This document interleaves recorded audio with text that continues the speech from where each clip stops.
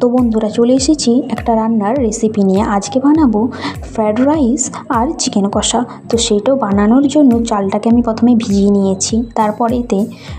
তারপর মাংসটাকে ভালো করে ধুয়ে তাতে লঙ্কা গুঁড়ো, হলুদ গুঁড়ো, নুন আর তেল দিয়ে ভালো করে ঢাকা দিয়ে রাখলাম কিছুক্ষণের জন্য। তারপর এদিকে সবজিগুলো কেটে নেব। সবজির মধ্যে রয়েছে গাজর, ক্যাপসিকাম আর বিনস। সেগুলোকে আমি ভালো করে কেটে নিয়েছি। তারপরে কেটে নেবার পর কড়াই বসিয়ে তাতে ঘি দিয়ে কাজু কিশমিশ ভেজে নেব।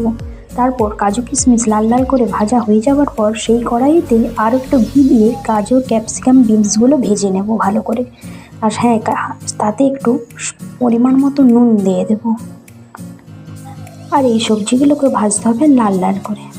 তারপরে এই সবজি ভাজা হয়ে যাওয়ার পর আমি সেইখানে রাইসের চালের জন্য হাঁড়ি বসিয়ে দিয়েছি।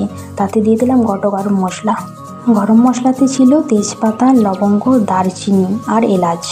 পর চালগুলো তুলে দিলাম, দিয়ে ভাত 80% হয়ে যাওয়ার পর তাতে সামান্য পরিমাণে লেবুর রস দিয়ে দেব আর নুন দিয়ে দেব।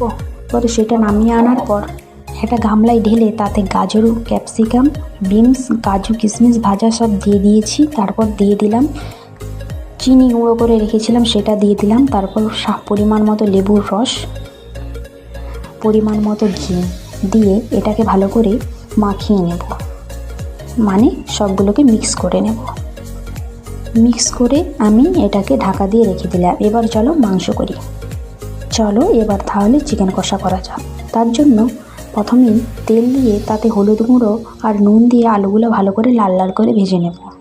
তারপর আলুগুলো ভাজা হয়ে যাওয়ার পর সেই তেল দিয়ে তাতে দিয়ে দেবো গোটা গরম মশলা এবং কাঁচা লঙ্কা কুচি। তারপর দিয়ে দেবো পেঁয়াজ কুচি দেওয়া হয়ে যাওয়ার পর সেগুলোকে লাল লাল করে ভেজে নিয়ে তাতে দিয়ে দেবো আদা রসুন বাটাটা ভালো করে ভেজে নিতে হবে যাতে না কাঁচা গন্ধ ছাড়ে। তার জন্য ভালো করে ভেজে নিচ্ছিলাম। তারপর দিয়ে দিলাম পরিমাণ মতন হলুদ গুঁড়ো এবং লঙ্কা গুঁড়ো। তারপর সেটাকে একসঙ্গে মিক্স করে সামান্য পরিমাণ জল দিয়ে দিলাম।